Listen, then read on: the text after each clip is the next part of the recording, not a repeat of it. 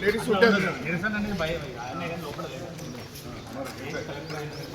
అన్న అదే ప్రభుత్వమే మాకు పైసలు ఇవ్వకుండా మా ఆత్మహత్య చేస్తున్నారు మాకు చనిపోతున్నా అది బట్టలు ఇప్పినట్టే కదా ప్రభుత్వం బట్టలు మహిళలు ఉంటే మా పిల్లలు ఇవ్వాలి కదా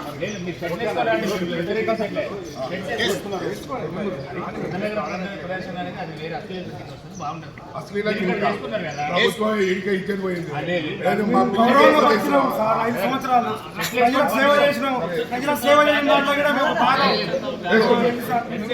డబ్బులు రావాలి.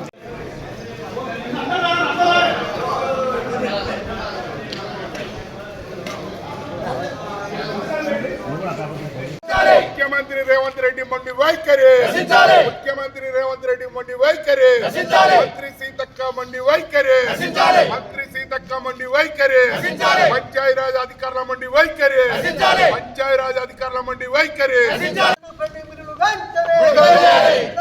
మాజీ సర్పంచుల పెండింగ్ బిల్లులు వెంటనే కేంద్ర ప్రభుత్వం నుంచి వచ్చిన మాజీ సర్పంచుల పెండింగ్ బిల్లులు వెంటనే కేంద్ర ప్రభుత్వం నుంచి వచ్చిన మాజీ ప్రభుత్వ పెండింగ్ బిల్లులు వెంటనే మాజీ సర్పంచుల పెండింగ్ బిల్లులు వెంటనే ముఖ్యమంత్రి రేవంత్ రెడ్డి మొండి వైఖరి ముఖ్యమంత్రి రేవంత్ రెడ్డి మొండి వైఖరి మంత్రి సీతక్క మొండి వైఖరి మంత్రి సీతక్క మొండి వైఖరి పంచాయరాజ్ అధికారుల మొండి వైఖరి పంచాయరాజ్ అధికారుల మొండి వైఖరి మాజీ సర్పంచుల పెండింగ్ బిల్లును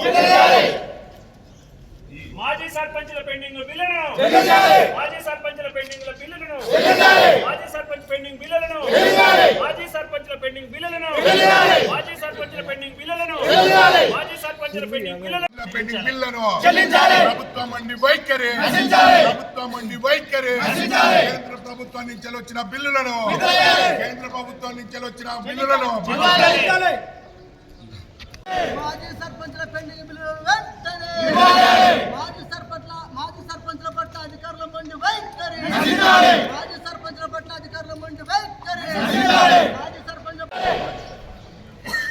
మాజీ సర్పంచుల పెండింగ్ బిల్లును మాజీ సర్పంచుల పెండింగ్ బిల్లును మాజీ సర్పంచుల పెండింగ్ బిల్లును మాజీ సర్పంచుల బిల్లును మాజీ సర్పంచుల పెండింగ్ బిల్లును మాజీ సర్పంచుల పెండింగ్ బిల్లు అభివృద్ధి పనులు చేసిన సర్పంచుల పెండింగ్ బిల్లును అధికారుల మండి వైఖరి అధికారుల మండి వైఖరి ప్రభుత్వం మండి వైఖరి ప్రభుత్వం మండి వైఖరి రేవంత్ రెడ్డి మండి వైఖరి పంచాయరాజ్ మినిస్టర్ సీతక్క మండి వైఖరి పంచాయరాజ్ మినిస్టర్ సీతక్క మండి వైఖరి పంచాయరాజ్ అధికారుల మండి వైఖరి పంచాయరాజ్ అధికారుల మండి వైఖరి మాజీ సర్పంచ్ మండి వైఖరి అధికారుల మండి వైఖరి అధికారుల మండి వైఖరి ముఖ్యమంత్రి రేవంత్ రెడ్డి మండి వైఖరి ముఖ్యమంత్రి రేవంత్ రెడ్డి మండి వైఖరి మాజీ సర్పంచుల పెండింగ్ బిల్లును మాజీ సర్పంచుల పెండింగ్ బిల్లును మాజీ సర్పంచుల పెండింగ్ బిల్లును గ్రామ పంచాయతీలో అభివృద్ధి పని చేసిన సర్పంచుల పెండింగ్ బిల్లును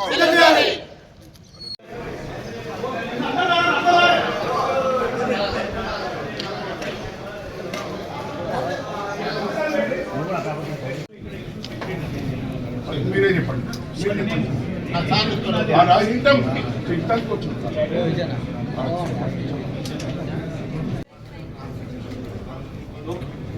ఫ్రీగా మాట్లాడడం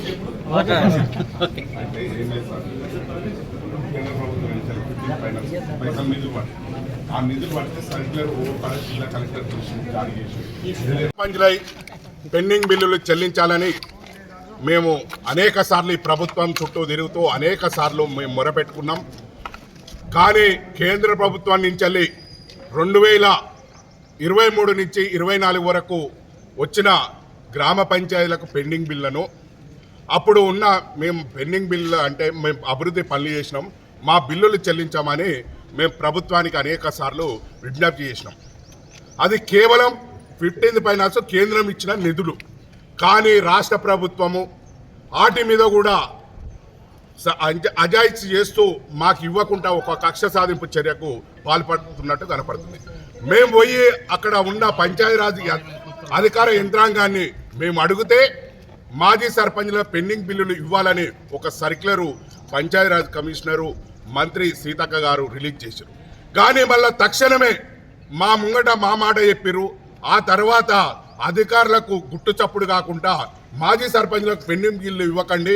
ఇప్పుడు వచ్చిన వాటికి గ్రామ పంచాయతీలో సిబ్బందికి వర్కర్లకు జీతాలు ఇవ్వాలి, అదేవిధంగా కరెంటు వీధి లైట్ల బిల్లులు వసూలు చేయాలని ఒక సర్క్యులరు, అదేవిధంగా పంచాయతీ సెక్రటరీలు పని చేసినట్టు బిల్లులు తీసుకోవాలని మళ్ళా ఒకసారి చేసింది.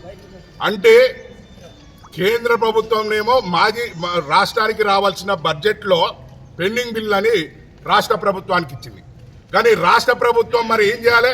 అవి అప్పుడు చేసిన 2023 నుంచి 23-24 మధ్యలో చేసిన బిల్లులు చెల్లించమని దాని మీద ఇవ్వాలి, లేక విడుదల చేయాలి. కానీ మా ముంగడ మా మాట చెప్పారు, అధికారుల ముంగడ అధికారుల మాట చెప్తారు, కొత్త సర్పంచులు నూతనంగా ఎన్నికైన సర్పంచుల ముంగట వాళ్ళకి చెప్తారు.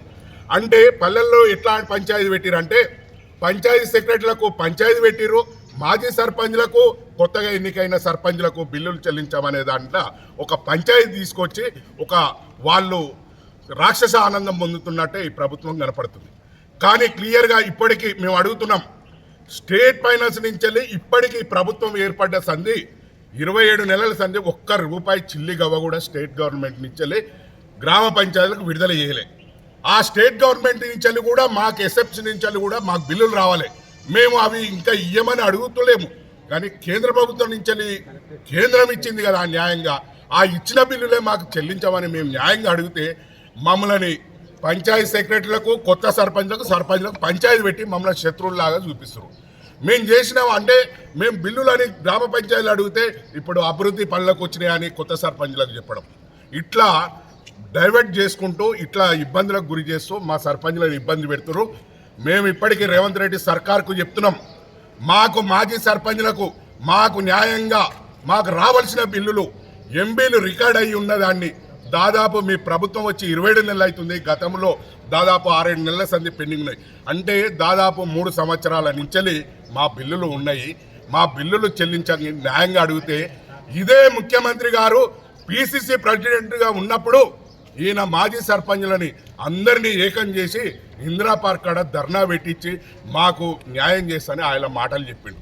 ఆయన మాటలు చెప్తేనే మేము ఈ ప్రభుత్వము మేము గతంలో ఉన్న బీఆర్ఎస్కు అనుకూలంగా సర్పంచులు మా బిల్లులో ఇబ్బంది పడుతున్నాం, మేము ఇబ్బందులు ఉంటున్నామని మౌనంగా ఉంటేనే ఈ కాంగ్రెస్ పార్టీ అధికారంలోకి వచ్చింది. అధికారంలోకి రాగానే మాట మార్చి మా మీద గతంలో ఈ కేసీఆర్ హయాంలో చేసిన పనులు ఈ అభివృద్ధి పనులే కనపడుతున్నాయి. ఎక్కడ చూసినా కానీ పల్లె ప్రకృతి వనాలు కనపడుతున్నాయి, ఎక్కడ పోయినా కానీ అది రైతు వేదికలు కనపడుతున్నాయి, ఎక్కడ చూసినా కానీ గ్రామ పంచాయతీ భవనాలు కనపడుతున్నాయి, సీసీ రోడ్లు కనపడుతున్నాయి, అండర్ గ్రౌండ్ డ్రైనేజీలు కనపడుతున్నాయి. ఎక్కడ పోయినా గత ముఖ్యమంత్రి 20 లక్షలు ఎస్ఎఫ్సి స్టేట్ డెవలప్మెంట్ ఫండ్ అని ఇచ్చిండు, ఆ అభివృద్ధి పనులే కనపడుతున్నాయి అని ఒక మాజీ సర్పంచ్ల మీద కక్ష సాధింపు చర్యకు ఈ కాంగ్రెస్ ప్రభుత్వం పాటుపడుతూ మా బిల్లులు ఇప్పటి వరకు ఇవ్వలేదు. అనేక మంది సర్పంచులు ఇప్పటికీ ప్రభుత్వం వచ్చినాక చనిపోతున్నారు. కొంతమంది సర్పంచులు ట్యాంకులు ఎక్కిరు, కొంతమంది సర్పంచులు వాళ్ళ కుటుంబాలు చిన్నభిన్నమయ్యి వాళ్ళు రోడ్డున పడ్డారు. కొంతమంది సర్పంచులకు ఇండ్లు ఆస్తులు భార్య మీద ఉన్న నగలు అమ్ముకొని అప్పులు వడ్డీలు తెచ్చి అనేక మంది సర్పంచుల కుటుంబాలు రోడ్డున పడ్డాయి, చిన్న భిన్నమైనాయి. అయినా కింద ఈ ప్రభుత్వం ప్రజాప్రభుత్వం అంటారు, ప్రజాపాలన అంటారు. మేము ప్రజలకు సేవ చేసిన వాళ్ళం, మా బిల్లులు మాకు చెల్లించమంటే ఈ కేంద్ర ప్రభుత్వం నుంచి వచ్చినాయి. మొన్న 15th ఫైనాన్స్ నుంచి 247 కోట్లు వచ్చినాయి. ఆ కోట్లలో వీళ్ళు స్టేట్ నుంచి వాడుకుంటేందుకు స్టేట్ గవర్నమెంట్ ఇస్తేందుకు గ్రామ పంచాయతీల కాడ పైసలు లేవు కాబట్టి ఈ పైసలనే కొత్త సర్పంచులను వాడుకో అని వాళ్ళకి చెప్తున్నారు. సెక్రటరీలు చేసిన అభివృద్ధి పనులకు వాళ్ళకి ఇవ్వాలని చెప్తున్నారు. మళ్ళీ మాజీ సర్పంచుల బిల్లులు ఇవ్వాలి. చుట్టూ కంపౌండ్, అలాగే బతుకమ్మ ఘాట్లు, ముత్యాలమ్మగుడి టెంపుల్, ఇవన్నిటికీ నాకు పెండింగ్ బిల్లులు ఇవ్వాలి. కలెక్టర్ గారికి ఎంపీడీఓ డిపిఓ గారికి అడిగిపోతేనేమో ఎంపీడీఓ గారి పేరు చెప్తున్నారు, ఎంపీడీఓ గారికి పోతేనే ఎంపీఓ అంటుండు, కార్యదర్శి కాడికి పోతేనేమో ఎంపీఓ చెప్పంటు. నాకు ₹1 బిల్లు రాలేదు, నాకు ₹12,66,000 రావాలి. దీంతో పాటు నేను పల్లె దవాఖాన కట్టినాను. పల్లె దవాఖాన కడితే టెండర్ ద్వారా కడితే పల్లె దవాఖానకు నాకు ₹7 లక్షల రావాలి టీఎంఎస్సి దాని నుంచి, టీఎంఎస్ సైడ్ నుంచి. దానికి కూడా మన ఏది వాళ్ళ దానికి సంబంధించిన అధికారికి కూడా నేను లెటర్ ఇచ్చిన, నాకు ₹12,66,000 రావాలి. ఏమంటారు కలెక్టర్ గారు? ఏమంటే వాళ్ళు ఏం సపోర్ట్ ఏం చేస్తలేదు, మాకేం సంబంధం లేదు, మీరు ఎంపీ ఓనర్ కూడా ఎండి ఓనర్ కూడా. సెంట్రల్ గవర్నమెంట్ నుంచి మాకు పెండింగ్ బిల్లులు వచ్చినాయి, పేపర్లలో అన్నిట్లలో ప్రకటనలు వచ్చినాయి. కానీ మాకు పెండింగ్ బిల్లులు ఏమంటే ఎంపీఓ మీద చెప్తే డిపిఓ చెప్తాను, డిపిఓ మీద చెప్తే ఎండిఓ మీద చెప్తాను, కార్యదర్శి నాకు సంబంధం లేదు, నేనేం చేయను, నేను అనామకున్నాను అంటున్నాను. అంటే కలెక్టర్ గారిని ఇంతకుముందు కలిసి నాకేం సర్క్యులర్ రాలేదు, నేనేం చేయాలని. నేను అభివృద్ధి పనులు చేసిన నాకు సోకాజ్ నోటీస్ 5 సార్లు ఇచ్చాను.